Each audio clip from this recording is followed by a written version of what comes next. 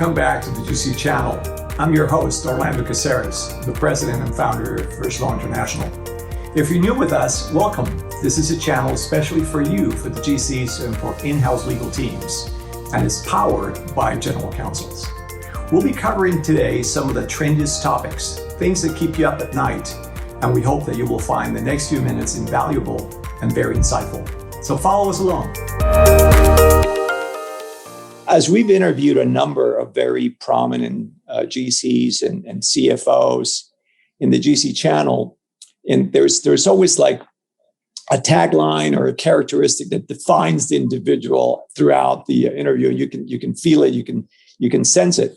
As I did the research in my office, did some of the fact digging, the thing that kept coming up over and over again was your very rare skill set for the cross-cultural bridge building that you've done as a European, now working for a principal that is a German, Brazilian, and yet having international employees all over Asia, being concerned with all kinds of issues of global impact. You've managed to bridge the gap of the cultures. What would you say to those that are struggling right now, dealing with working for a company whose principals may be based in Asia or based in Europe, and they're trying to figure out how to do the cultural navigation? I would say that, we talked about business acumen a few minutes ago.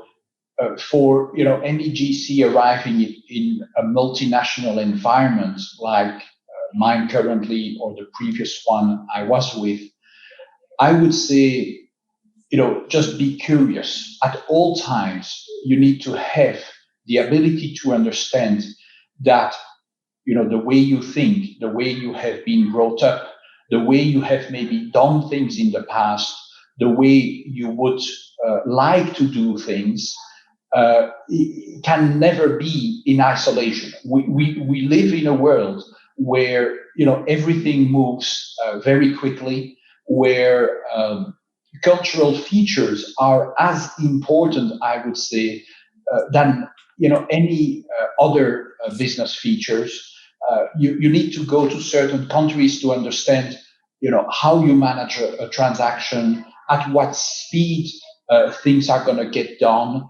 I would generally say that, if you are working for a US multinational, it is the multinational in the US that needs to adapt to the rest of the world to really take advantage of the business opportunities, but also of the people opportunities. No corporation, no business, functions without its people. Nowadays, we hear a lot about sustainability. Again, Orlando, when you and I started to work, sustainability was a word in a dictionary, but was probably almost never put on a PowerPoint. Compliance with certain requirements like environmental regulations or maybe safety was something that was from time to time talked about. Nowadays, this is a condition sine qua non of doing business. You need to be sustainability minded, you need to be environmentally minded, but also you need to be minded by diversity and inclusion. Two very important words that mean that an organization in a multinational setting can only function if it takes into account the diversity of the human being, of who am I dealing with? What can I learn from the other person? What is the motivation of that other person to work for my organization? How can I potentially reward that person, compensate that person in a way that will be acceptable to that person in their maybe social environment? Nowadays, we're no longer talking about, for example, principles of compensation that are just related to remuneration. People want to be in a place of work where they feel valued, they feel that their co-workers values are taken into account.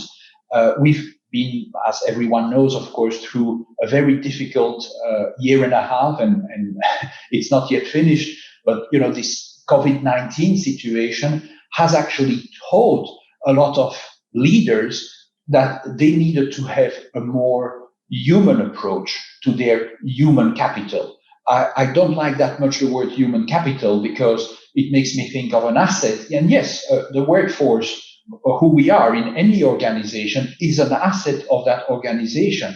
That asset needs to be more prominently put forward, I would say, as something that matters. When you do business in an international environment, it is a condition for success. It is a condition that will make you, reach better results. Well, thank you for watching. If you would like to see more videos like this one, subscribe to the channel and press the notification button below so that you will be alerted when new videos come out. We hope that you've enjoyed it, and we look forward to the next one. And don't forget, you heard it here first.